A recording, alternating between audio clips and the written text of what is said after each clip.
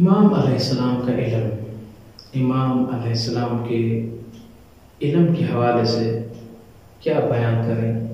یہ تو وہ گھرانہ ہے جو علم کا محور ہے۔ سبحان اللہ۔ میں اسے کہوں کہ اگر علم کو بھی خیرات لینی ہو سبحان اللہ تو دروازہ جناب سیدہ زہرا پہ تک الباب کرتا ہے۔ سبحان اللہ۔ میں چاہتا ہوں کہ امام علیہ السلام کے علوم کے حوالے سے تو بہت وسیع موضوع ہے، بیٹھ کے بیان کرے تو ٹائم ختم ہو جائے گا، لیکن علم امام کو بیان نہیں کر سکے گا۔ لیکن آج بچپنے میں جو امام کے علوم کے فیوز تھے اس کو بیان کریں۔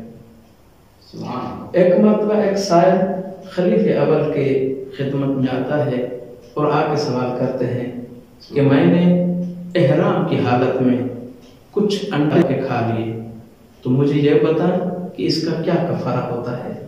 سبحان اللہ۔ اور جب سوال ہوا، انہوں نے کہا کہ آپ اس سوال کے جواب کے لیے عبد الرحمن ابن عوف کی طرف جائیں۔ اور جب وہ سائل ان کے ہاں آیا اور وہی سوال دہرایا تو انہوں نے کہا اس سوال کا جواب تو اگر کوئی دے سکتا ہے تو امیر المؤمنین امام المتقین علیہ السلام ہی دے سکتے ہیں۔ جب وہ سائل چلتا ہوا محضر امام میں حاضر ہوا، امام علیہ السلام تشریف فرما تھے اور امام علیہ السلام کے سامنے آپ کے دو عظیم فرزند بھی تشریف فرما تھے۔ جب وہ آئے ایک مرتبہ سلام کیا تو امام علیہ السلام نے متوجہ ہو کے کہا کہ کیا سوال لے کر آئے ہو؟ تو انہوں نے کہا امام میرے یہ سوال ہیں۔ کہا کہ آپ ایسا کریں کہ یہ سوال میرے جو دو فرزند بیٹے ہیں جس سے چاہیں پوچھ سکتے ہیں۔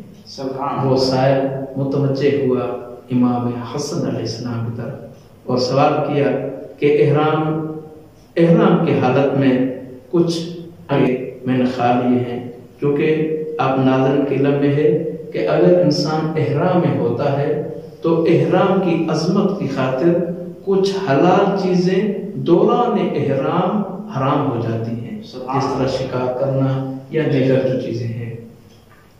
تو امام حسن علیہ السلام نے مسکرا کر کہا کہ آپ نے جتنے بھی انڈے کھائے ہیں آپ جائیں اور اتنی مقدار میں اتنی تعداد اور عدد کے لحاظ سے کچھ اونٹنیاں لے لیں اور ان اونٹنیاں کو حاملہ کرائیں۔